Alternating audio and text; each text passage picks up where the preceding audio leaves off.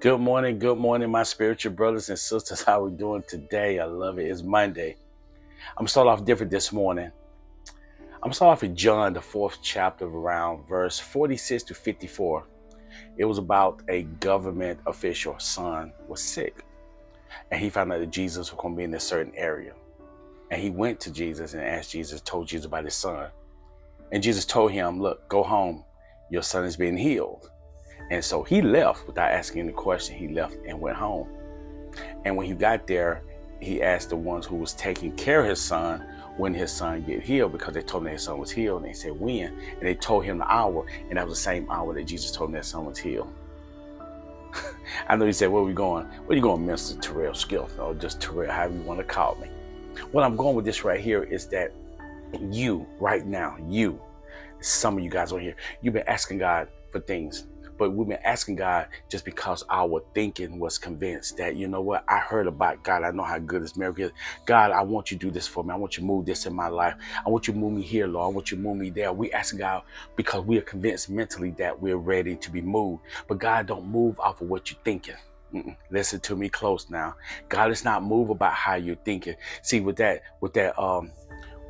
government official, see, his thinking was right, but also something else that was right. His heart posture was right, because when he left without asking questions. See, we're asking God to do things in our life, but we're still asking questions.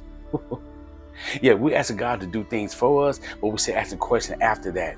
And God has given us the answer. He already told us what we need to do, but we're convinced in our thinking that we want to do right, but we're not convinced in knowing that God has already done it until your heart get right. Now, when your heart is convinced, now we're talking. Now you're getting the power of God. Now God will start moving in your life because he moved things out the way. He can't move things out the way till your heart is right, because God is not going to put you or anyone else anywhere until you are fully convinced in your heart that he's ready, that she's ready.